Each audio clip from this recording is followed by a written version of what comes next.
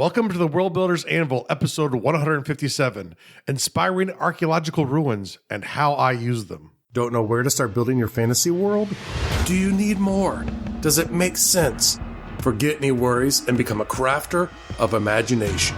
This is the place that will help prime your mind. Now, it's time to heat up the forge, break out the mithril ingots and hammer. Welcome to the World Builders Anvil. I'm your host, Jeffrey W. Ingram. Let's sup from the mug of Java and build. Welcome back. As always, I'm Jeffrey W. Ingram. And I'm the other guy. No one special, just the other guy. That's actually his credit, his official credit in iTunes. If you look at the show, it says Jeffrey W. Ingram with the other guy. The other guy. I'm Michael Owen Miller. And I wanted to do a quick shout out while we're talking about names to some people on the Facebook group. If you guys haven't joined yet, jump on to facebook.com/groups/Undercroft. That's or one take word. a look for the Fantasy World Builders Undercroft, and you'll find our closed group. And I mean, everyone's welcome. We just keep it closed so it doesn't get cluttered. But I wanted to say welcome to Derek, Jennifer. I don't know if I had welcomed Stephen before, so I want to say welcome Stephen and Christopher. I believe I shouted out Monica, but I'll throw one out to her too. And of course, Matt, Sean, Charles, very, very, I was going to say prolific. That's not quite the word. Active. I'm shooting for active. Thank you. Very active members of our group. With an awesome photo of some composition notebooks this week. Awesome. Yeah. We love the colored organization. And I do appreciate that when the world builders come on and prove to my wife that I'm not the only insane person that goes to the lengths that I go to for world building. So I do really appreciate that from the group. It's still small now. It's a good time to join if you want to actually have a voice in the way the group grows going into the future. So come on down and join us. Yeah, I totally agree with Jeff. With people getting in on the group now, like you guys are going to have a hand in shaping this community, which we're really intent on. Very, very. I keep thinking big growth, but we also want that growth to be organic and appropriate. So, I don't want so many people to flood into the group that it's too many people too fast. But at the same time, I do want the group to be much larger by the end of the year. So, yeah, that's what I got. Excellent. Okay, so now let's dip in today's topic, which is archaeological ruins. And to add extra difficulty for Michael here, I emailed him the list 30 seconds before we started. And I took the time on the Facebook page for Gardul. Rebecca actually asked a question about what are some interesting ruins around the world. That's a very tough question to ask me. It took me about a year to develop the correct list of, and then I realized it was so long. It was about a 90 episode series. So I decided to try and trim it down a bit. Well, we could just do every now and then pick it back up and do another chunk of them. Well, I think what we might do is we might like look in depth at certain ruins. I thought a great way maybe to start was to sort of talk about how I get inspired by certain types of ruins and what I look for in ruins and why I find them so fascinating for my world building. Because really, if you want to look at great different ways things could be done, just look at the world. It's all over us. The same way I can look at a photographic image of nature and I can extrapolate out things that are completely built by fantastical creatures. A lot of what I look at are actual ancient cultures, and I'm going to probably do a Facebook Live before the episode goes live. And if you listen to that, I'm going to talk a little bit about a warning about listening to archaeologists and historians about ancient cultures. But just to sum it up here real quick, or in case I forget to do it, the thing to remember is these are all perceptions that people have. So, and there's actually some evidence to show that a lot of times when we don't know what things are, our minds have a tendency to associate them with religion. So it's just something that's out there. There's actually, I have to go back, and I was watching it on the Great Courses, an archaeology course, and he talked about a novel where it was people in the future in a motel room trying to figure out about this culture of today, of when the novel was written, by looking at artifacts within a motel room. And they came up with all kinds of great, completely wrong, but apparently would make sense at the time. So the thing is, don't get too worried and stuck when you look at archaeology about what they say things are. Let your imagination play that game. Let your imagination control where you go with it, especially too, you're using it for a fantasy world. So, even if it's not correct for the culture that inspired you in that point, you can use it however you want to, because it's fiction writing. And what can we do when we fiction write, Michael? We can lie. Oh, we lie. One of the things that I want to go back a little bit, because you started to talk about it, and I want to highlight it a little just to yell at you. Jeff did, in fact, send me an email and tell me today's show topic literally like a minute before we got on the call and started setting things up. And I'm like a subject like this, you got to give me a couple days so that I can get some reading done. So Jeff's going to be doing this. This is going to be one of those Jeff's history lesson episodes where I will comment, but I don't have a ton to contribute because I didn't know that I needed to know a bunch about ancient ruins before we started recording. Listen, these are all very common places. Everyone knows about these except for you. Okay. But in the future, we are getting our ducks in a row on show topics. So hopefully this type of episode, there will be fewer and fewer of them. Not to say ones of this subject. I'm just talking ones where I have to take a back seat because Jeff didn't give me enough notice. Listen, you're lucky I sent you any notice at all. Just start tapping into your house and like, Michael, we're recording. Are you busy? I'm going to have to start putting tape over all the webcams and that's right. Disconnect all the speakers so you're not hooking into them. Yes, what's that creepy sound? I hear Jeff. Michael, that's your phone. Jeff's calling you. It's not a big deal. Just relax. All right. So the first area of ruins I want to look at are certain ruins that inspire me about early man. And these are all from different time periods, and but essentially they're very primitive societies that started doing amazing things. And the reason I like to talk about this is a lot of times we have a tendency to try and blame aliens for all of this really weird stuff that happens on Earth. And you probably know some common ones like Stonehenge or the pyramids, which are things that people go, oh, it must have been aliens because we couldn't do that. But there are other even more amazing things that happen. Sometimes they're smaller things and sometimes they're bigger things, but we often underestimate the ingenuity of man trying to make his life better. And by man, I mean that in the ancient sense of all people. First are the Nazca lines in South America. Those are very cool. You pretty much have to fly over most of them. Too remote? No. The way they're designed, they are geoglyphs, but they are etched into the ground. So if you fly over them, you see like shapes of monkeys. There are lots of monkeys and other types of things. Who doesn't like monkeys? Who doesn't like monkeys? One they say is an alien itself. I don't buy that. Yeah, but I was going to say I'm very skeptical about that too. Everyone knows that whenever you see aliens in ancient cultures, that it's just people from the future traveling back in time. I know it's not aliens. Blaming aliens is ridiculous. It's not aliens. The thing that's amazing though is on a lot of these, there were some earlier lines in that part of Peru as well too. When they first started doing them, they were actually sort of on the side of the hill, so you could kind of see them on the flat earth, but they really are designed to be seen up into the heavens.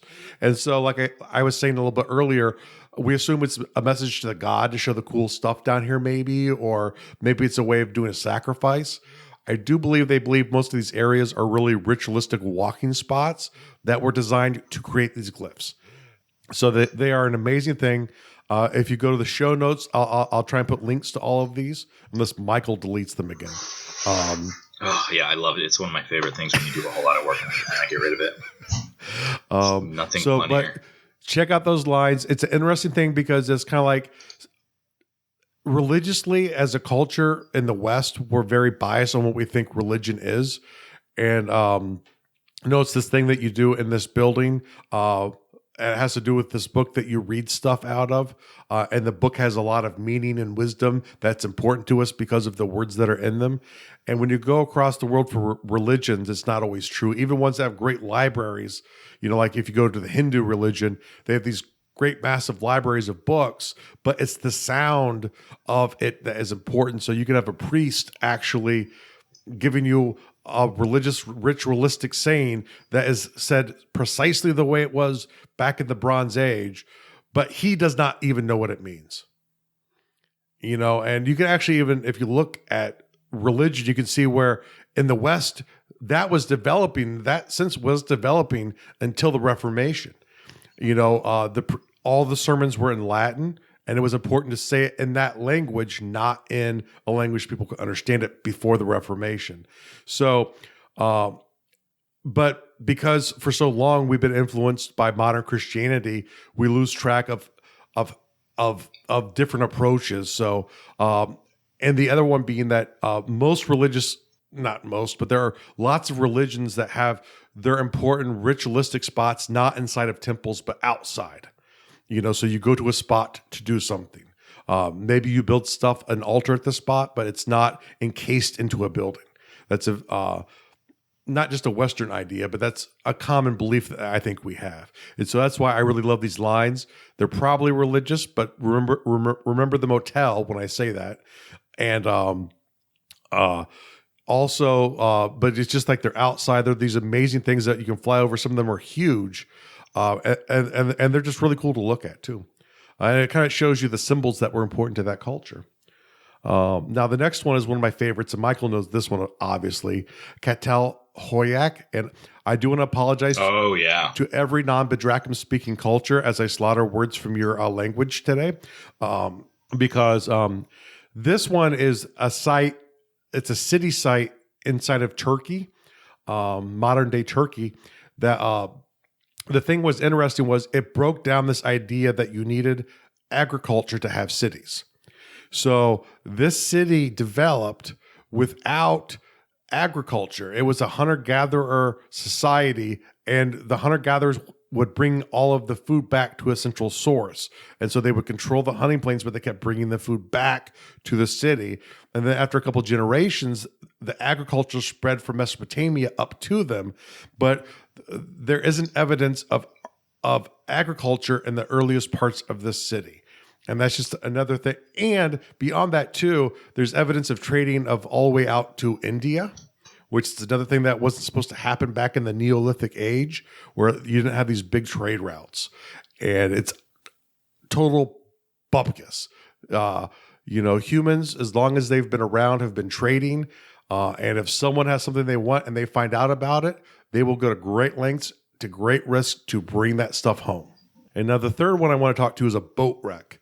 And it's along those same lines. It's right off the coast of Turkey. Well, boat or a ship? Boat, a ship. Well, it's a ship by a loose definition. It was in the Mediterranean. It was called Ula Burun. And I, once again, completely apologize to whoever word that belongs to. And it is a Canaanite boat that was on the way to Greece to trade copper. And but once again, it's this idea that, we don't have these trade routes. Those develop as cultures become more sophisticated and have better techniques of traveling. As soon as they have the ability to walk there, they'll try. If they can find a quicker method, they will take the risk to do it. And I think we have this idea that the oceans are these barriers for ancient man, and that's total crap. Man have been on the ocean for a very long time. They do it in crazy ways. They get around. There were Greek and Roman merchants that went to India. They used the monsoon to get back and forth. These are the things I look for when I look for ruins. It's things that break my stereotypes of ancient peoples. And so these are just three examples. Like I said, there are lots of things that prove that early man was amazing. And these are some of them. Now moving on, we have to get to Don't Believe the Hype. don't believe the hype. Sorry. I wasn't. Is this a song? Like, what are you doing? That's a Public Enemy song. Okay. Don't believe the hype. And Fair enough. But one of the things here is there are certain perceptions that, especially in the West, we have of the world, and really everyone has perceptions about the world that's incorrect. And here are 4 that blow it. Like come on now, Jeff. Everyone's entitled to their perception. Yeah, they are. But I love things that blow up my perception of reality because that makes my day better. The first one is Ghetto. Looking at that word, Michael, Ghetto, is there anything that would come to mind from seeing that word? It might or might not pop up. Well, yeah, it reminds me of my childhood, in it should. Ghetto that I grew up in. Ghetto is a town in the Holy Land, according to 3 major world religions. But it's actually also the Greek root word to Armageddon. It is the place where Armageddon takes place at, supposedly. It hasn't happened yet. But that's also where the word Armageddon comes from. Mageddon is from Megiddo. And because this is where it was supposed to happen. And the interesting thing about Megiddo is it's not that great of an archaeological site outside of the etymology of the word, but it's this impressive city that sits over a very important valley in the modern day state of Israel, and it's been rebuilt like 20 times. So it's a great lesson, and when there's a great location for a city, they will come and go over time, but they will keep coming back to the same spot. So, a lot of these archaeological sites, when you find them, they look like they're on hills, and sometimes they were, but the hill was much shorter. They're really on top of 20 other civilizations that were there before them. Now, you know what they say about real estate. Location is everything. That's right. And especially when you have a location that will control a geographical spot, you could see the whole valley from this area, and you could send your chariots out to go waylay the people. And the interesting thing was, in every major conflict involving Israel, except for the invasion of Alexander the Great, there was a battle fought in this valley. So when the Assyrians came through, when the Babylonians came through, when the Persians came through, when the Egyptians came through, they all fought in this one valley, right at this town, Ghetto. So it also helps lead into this thing that this is where the final battle must take place, because that's where all of the other wars seem to be fought at too. Now, the next one I want to talk about here is Machu Picchu. And the reason I want to talk about Machu Picchu is because I love Machu Picchu, and I will be going to Machu Picchu at some point. And it's not so much the archaeological site. The Incas have a lot of very interesting ones. And they kind of think this was like a royal palace built on top of a mountain. So the pictures of Machu Picchu are awesome. And getting to it, you actually need physical endurance to make it to Machu Picchu. It's not a leisurely. You have to climb a lot. Yeah, right? it's literally the top of a mountain in the Indies. But the thing I don't want to sound ignorant, but I want to test my memory. Machu Picchu, it's in Peru, right? Correct.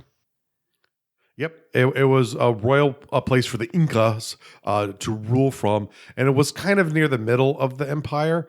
It was not a city. A lot of people thought it was, but it really appears to be more of like just a palace complex. And but the interesting thing though is with the Incas though is they developed a whole language that we didn't think had writing, and now we think that they do have writing. And they used knotted ropes. And they would have these rope designs with knots in them. But according to the Spanish that first came in, the scribes could get these knotted ropes, and they would know messages from the coastline. So like runners would run up the roads because they didn't have horses like they did in the West, but they would have running stations all along the Incan roads, and they would run the ropes up, hand them off. That guy would run to the next spot. They would relay them. They would relay them all the way to the capital, and then the scribe there could read the message from the scribe in the coastal town or from the other remote location that was sending it in. That's one of the interesting things, because once again, our perception is writing must have this text on paper or on stone.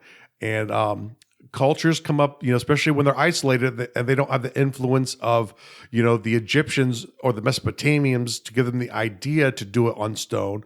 They'll come up with their own way to get their communications back and forth. Humans are the ingenuity that humans have is amazing to me, which is why we know it was not aliens, but humans traveling back in time to make all of these wonderful things. Now, the Terracotta Army. I'm sure Mike's heard about this. Oh, yeah. Now, here's one I know a little bit about. Yeah, go ahead and talk a little about this one so I can drink some coffee. I'm probably going to sound a little ignorant. I'm sure I know a lot less about it than you, but if I remember correctly, the basic gist was it was a Chinese emperor, if I'm not mistaken. The first emperor. He was the first emperor? I didn't remember.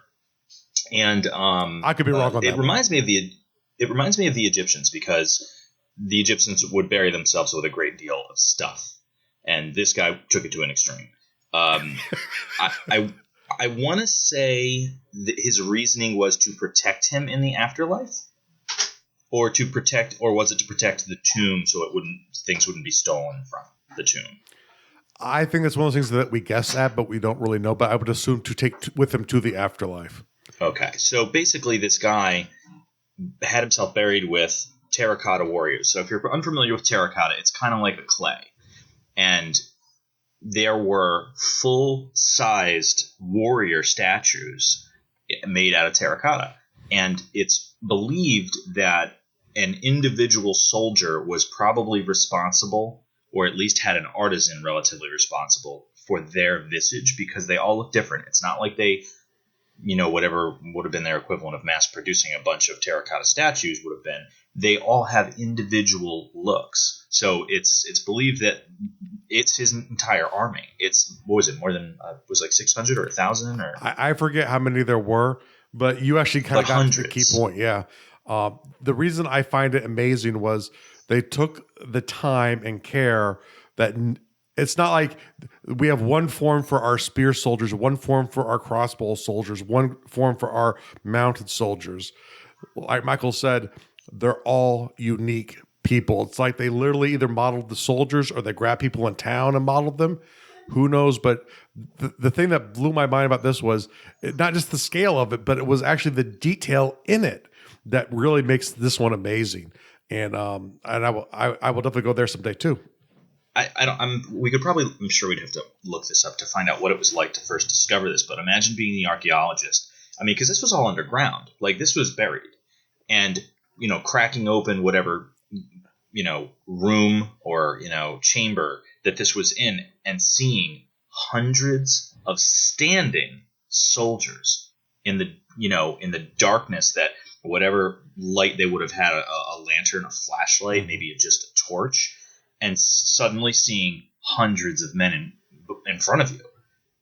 And it had to have been a scary moment. It had to have been, or at least because they look, until you get really close and you can tell, oh, this is made of clay. I mean, it looks like a man. Yeah, they look scale of very, very realistic. Yeah, no, they are amazing. And like I said, it's probably one of the better known things I'll be talking about in here.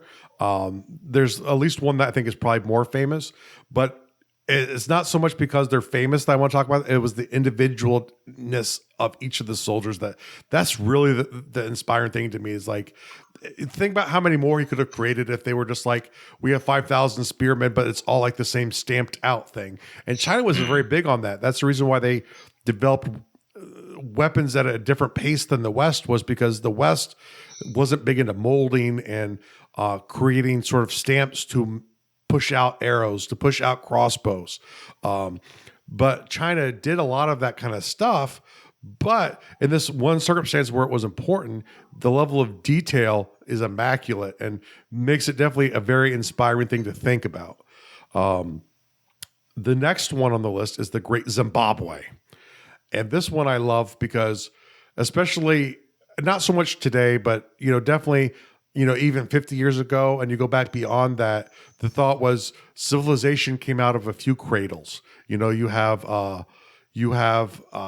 the Chinese civilizations, the Indus Valley, Mesopotamia, and then ultimately it all accumulated into the wonderful West. And that's all nifty, but back during the 1800s, you have this explorer going out into Africa, and they find this giant city that's empty. And it blows everyone's mind. They're like, and this is like near Zululand. So you have lots of Africans in the area. No one uses this area. And if you go to their villages, they're not built of stone. They're not big, immense, like lots of people could have lived here. And so the assumption was like the Phoenicians or the Carthaginians fleeing from Carthage came, it's like something from the West must have somehow got down here and built a city that went extinct, which was completely not true. It was, a local tribe that had built a city. And what happens to most cities as they develop, especially earlier on, is you get to a point where there's too much population to be supported by the food and water of the area. And then what will happen is when you get a drought, a great period of drought or famine, they leave and they stop doing it. Like if you go to the Mayan areas, that happened over and over again in the Mayan areas. So you find this a lot in ancient cultures where a city will grow up and it will just be abandoned because there's nothing to do with it. There's just nothing you can do. And luckily, Great Zimbabwe was out in the open because there are probably lots of ruins, like say in like the Congo part of Africa, or you go into the Amazon that are just completely lost because they're covered up. In the Yucatan, it took a while for them to start finding all of the ruins there, even though they're all over the jungles there because they get grown over, and a giant pyramid that gets buried looks kind of like a hill. So. Yeah. No, it's just one of those neat things because it's one of those things where, wait, this level of sophistication isn't here. They can't do this. Yes, they can. And they did. And just right now, while you're coming here, they're at a different developmental point. And that's kind of what different tech levels. I like. Yeah, and that's the thing to keep in mind too as you're evolving a world is. It's not straight line growth. It's sort of like we push. And if we push too far, we're kind of forced back. And then we push, and then we fall back. As we get better at recording information, the less likelihood of that happening. So if there was a great, pushback today, all of our stuff's recorded. So if people in 100 years could figure out how to get the information we figured out, they could reutilize it.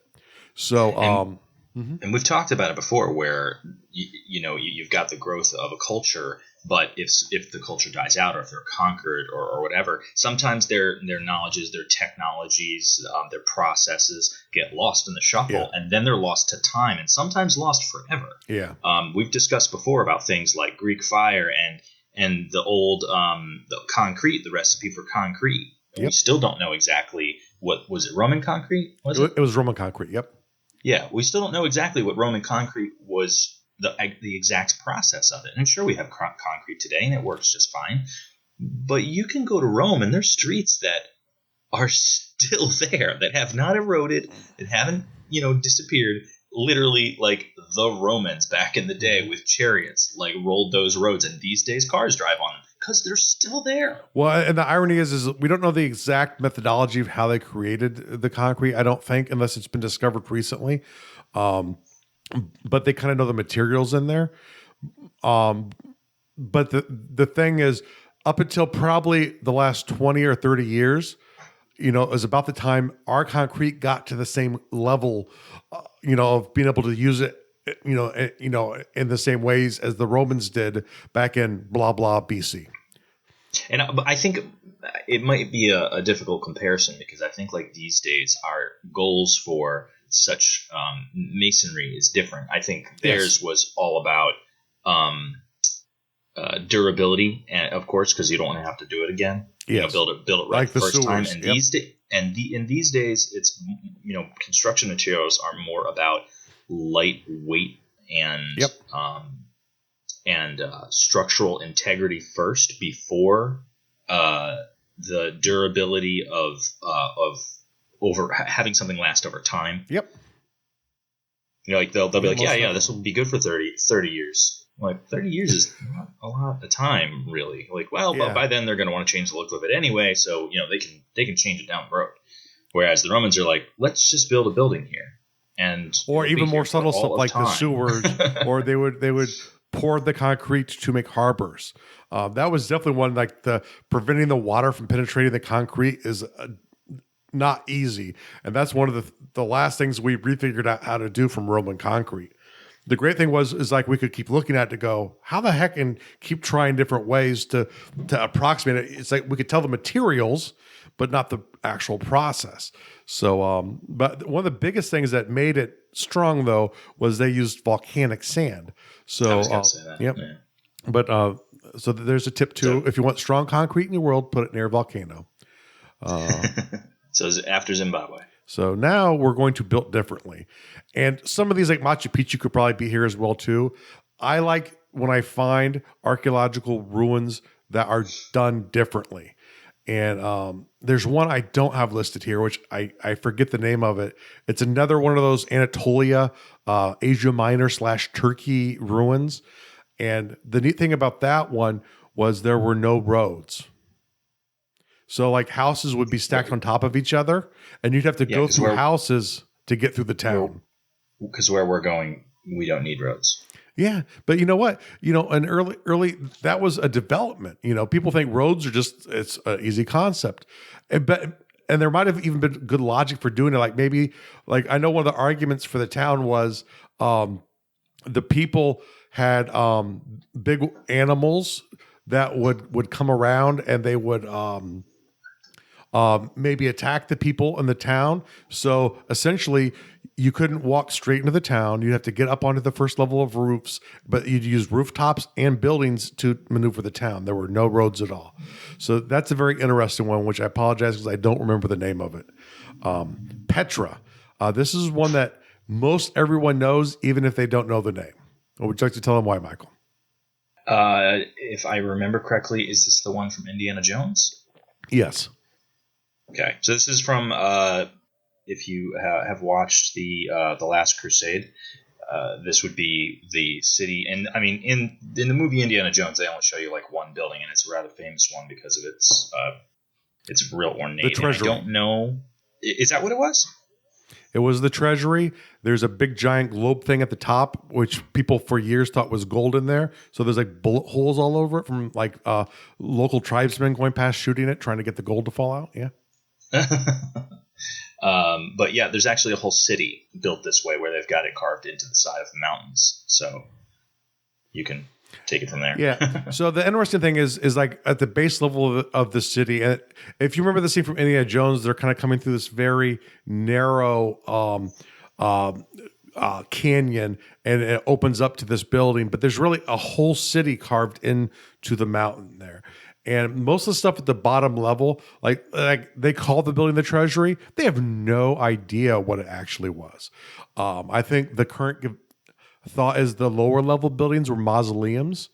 But one of the I was going to say, because I thought there was some religious aspect to it. No. Well, they think so, but they really don't know.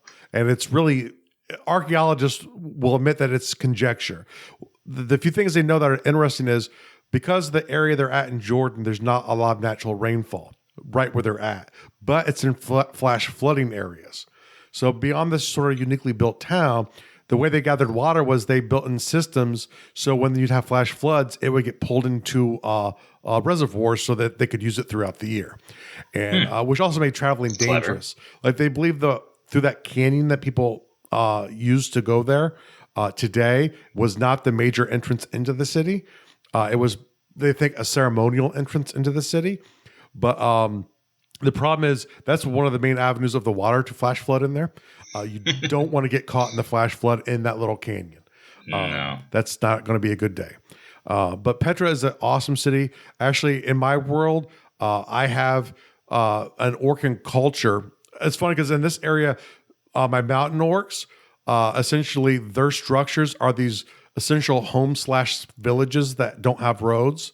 And then my Ordescent orcs, their major cities are all carved into mountains, and they're not meant to look the same.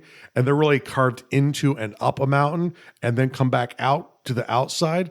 But the thing is, building differently really sort of inspires Jeffrey for architecture for different cultures in my world. Another one, and I'm not sure how much you can say it's built differently, but I kind of put it in here because I wanted to talk about is Masada. It is one of King Herod's fortresses, made famous because the Romans built a giant ramp. It's on top of a mesa in Israel, even though I'm sure they probably call them plateaus. And but when you go up on top of this mesa, there's this giant fortress thing built, and we're still not exactly sure the original purpose of it. And part of it was probably palace/fortress. But the amazing thing was, not only is the city itself unique, is the Romans built a ramp up the side of this cliff so they could actually get siege weapons up to flatten it. And the story goes that when they got up there, the Jewish rebels committed suicide, but they're not quite so sure on the truth of that or not. But literally, not only is it neat because you have this giant like mesa top thing that is a fortress, which makes what a wonderful natural defense that is. But you have this other culture going to the level of building a ramp up the side of a mountain so that they can get their siege weapons up to take it out anyway, because they won't let it stand. So in two different ways, I find that one interesting, and looking at way ancient culture sort of dealt with security and dealt with dealing with the enemy when they needed to. And the last one I find that built differently is interesting is Mesa Verde. That is what we call the Pueblos and New Mexico. I'm sorry, are you shooting for Pueblo? No, I was saying Bedracum. Yeah, good cover. Pueblo. But yeah, and it's once again, it's very neat because like the city sort of, it's kind of like into an open faced cave, and you just see all of these home structures there that when they were found were already abandoned. And once again, it was just the local people coming up with a way to take advantage of their surroundings. Part of it was probably done for natural defensive purposes, but you get these great little things all over the world where a culture, just due to the geography of their area, comes up with a unique way to take advantage of it. To either, if defense is a concern, that becomes what they take advantage of it for. If it's not defense, they'll take advantage of it in different ways. So really look at the geography when you build your world. Find similar areas on Earth. Like there's another neat spot I'm going to throw in here at the last second in Yemen, where they just have like these giant mud skyscrapers built that have been there for probably 1,000 years at least.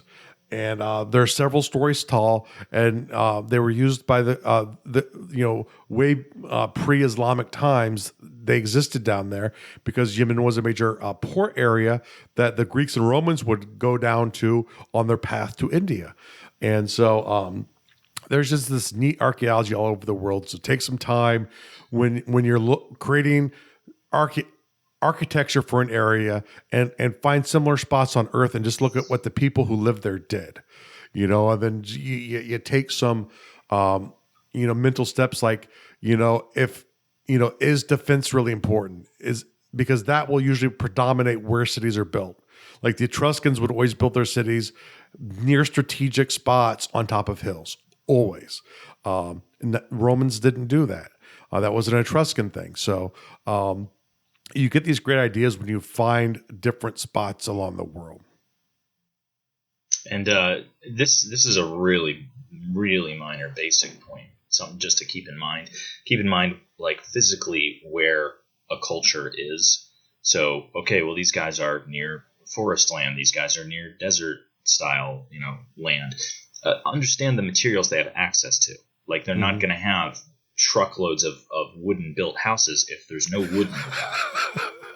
Or if there is a wooden built structure, that is meant to be impressive because think of the cost. I was just going to say that. Like if you've got, an arid area where, there's very little growth and there's almost no trees, if someone owns a wooden chair, it might be very valuable in a sign of status. Mm-hmm. So just consider the geography, the topography, what's around them. Like that's what they're going to make the city out of. That's what they're going to build their homes and their furniture out of. So what do they have accessible to them? And if they are in a place where they're relatively locked away from other cultures, you're not going to have as much stuff coming in traveling that thus allows them to change, so they're just going to have what's right around them available to them. Whereas a port city or something that's like along a river, or, like a big river, you're going to have things coming in and out, and the culture is going to learn things from other people a lot easier. It all goes back to when Jeff and I did a lot about talking about transportation and growth versus, how isolated a culture is. So. Well, and that actually reminds me of another thing too. Because cultures have access and maybe even the knowledge to do things, they don't always go down that route. One of the big arguments being with the Hittites and the Egyptians, specifically that bronze weapons are very expensive. They're very expensive to make. But when they started figuring out how to do iron, they didn't jump on the bandwagon of moving straight to iron weapons, which would make sense, right? You can make cheaper and more weapons, but it breaks down the control of the society when you make the ability to create weapons cheaper, and you break down your economy. So it wasn't until invasions of people with iron weapons happened that you saw a shift from bronze to iron. So sometimes even when minerals are present, they don't always get utilized as soon as you think they would. It depends a lot on the individual cultures who have access to them. Now, we're going to go on to... I just got your video feedback. Yeah. I've got to see your beautiful face for so long.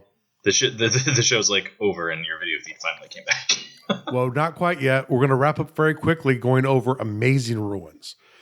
And these are just ones that when you hear about are very interesting, and some you might know about and some you might not. There's Teotihuacan. I apologize. Well, you're saying in Bedracum, so. I'm saying in Bedracum, but it was the old Aztec capital. And the thing I loved about that was the way it was done out was it was like they had built up little barrier islands kind of around a central island that the original town was on, and they used those as different quarters. They would have great causeways that moved in and out of the city, along with the impressive Mesoamerican architecture. It's definitely a city to look to for inspiration. It's kind of like a different version of Venice. What would Venice look like if it was in a different culture's hands? And definitely the Aztecs were nothing like the people of Venice. I can't remember. I get the Aztecs and the Mayans confused. Mm-hmm. Are they both Central America? They're both what you call Mesoamerican Indians, yes. Okay. So they have similar architecture. I was in Playa del Carmen, and then we drove, I think, about an hour, 45 minutes to an hour north. So we would have been really close to Cancun, I think. That's probably Mayan. Okay, I think it was Mayan. And we then took a little trip out into the jungle and the forest area and got to see some of the temples. And they talked about, and this goes right into architecture, they talked about this game that they used to play with other tribes where I don't know if I can quite describe the court that they built, but they built these courts all out of stone. So you had, I guess, a narrow valley in the middle. So it was probably about between 10 and 20 feet wide, and then probably about 30 to 40 feet long. And then it stepped up about 3-4 feet. And this varied. Some of them were just sloped from the valley and just a slope like a hill made of slick stone, not slick like, as slick as what we would make it now, but very smooth, considering how old the architecture and their technology was. And then there would, in the middle of it, there'd be literally a stone hoop, and they would play a soccer-style game where they would kick the ball, and what you had to do was get it up that slope and through that hoop. And they also did it with severed heads. Well, now, Jeffrey wants to take a second to step back here and say, remember, go back to the motel story at the beginning. This is what we believe. No, this is all true. This is all true. No, and that's exactly how I've heard it described too. That was me being the guy in the hotel. Yeah, exactly. And I know one of the great motel scenes was this idea that this woman found this great jewelry, and then she was going around wearing it. And you realize as they're describing it, It's a toilet seat. She like has it over her head as this like ancient jewelry that she found in this temple. Or ornate jewelry. Like clearly it's very regal. It must have been a high ruler's. That's right, because look how big and impressive this was. It's amazing. There's actually no one exactly knows how the game was played. We assume it's soccer style, and I think that's definitely the prevailing thing. But beyond, and even with that though, it's us really guessing. And that's the thing to always keep in mind as you're going through and you're learning about archaeological ruins is these are sometimes very good guesses, but unless they have something that really proves it, it's really conjecture. And and especially as a world builder, don't be limited by what they're saying something was used for. If you want to take something and reutilize it some other way or be inspired to grow a culture in a different direction based off of a difference in what you want to, it's all fine, and do it. Now let's go to Babylonia. Babylonia is definitely a more famous name to most people because there were cultures named after this city. But once again, it's like it's just big, impressive Mesopotamian ruins, but they have these massive walls that still are around today.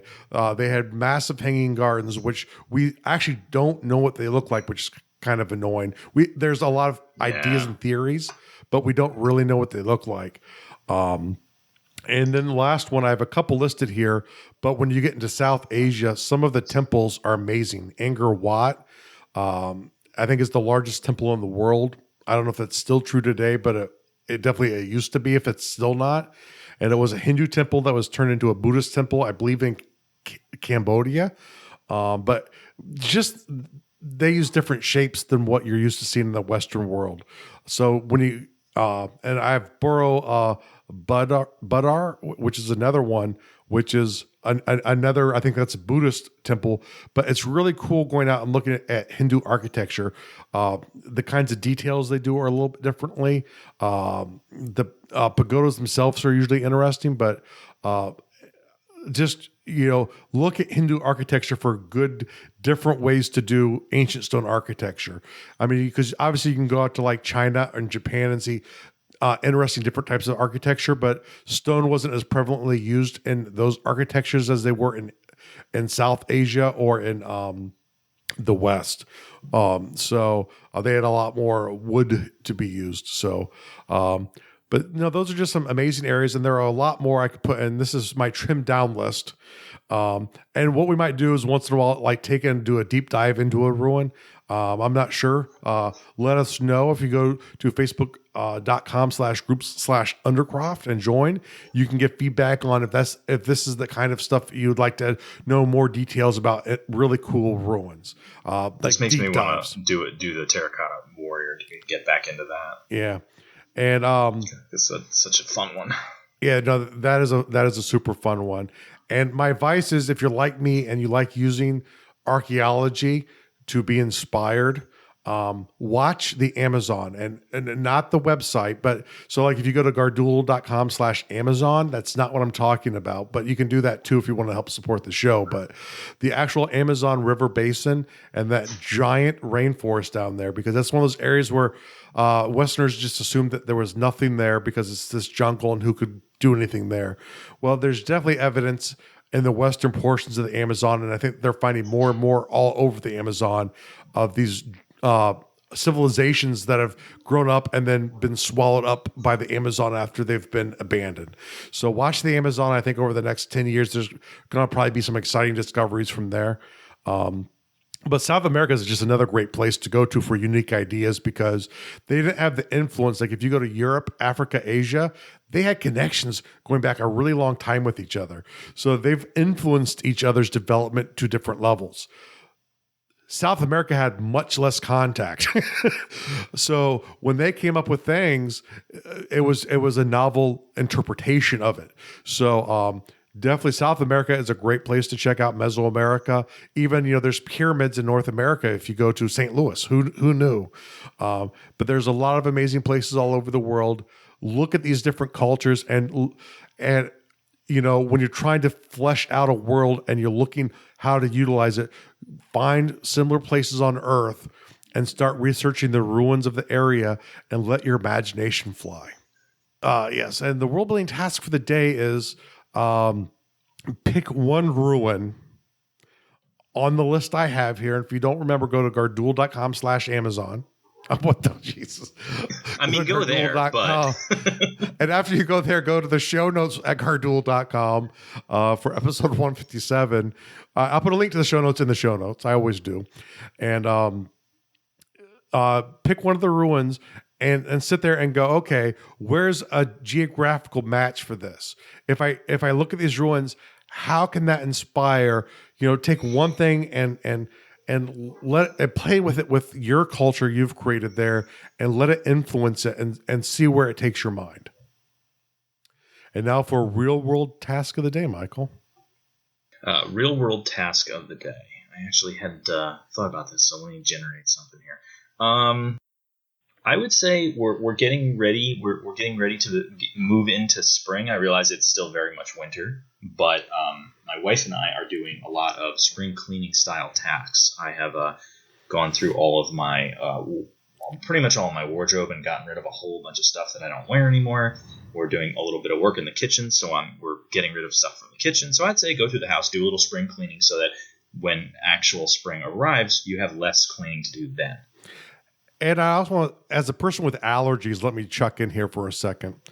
If you have allergy issues, try and keep your house clean, because, and I mean dusted up and vacuumed up the best you can, just because that will make your allergies worse. So definitely, make sure you keep the cleaning regimen going, especially if you have allergies, because even if it's not an indoor allergy, the air mixes up and it sticks, pollen will stick inside of your house, or if it's dust, obviously.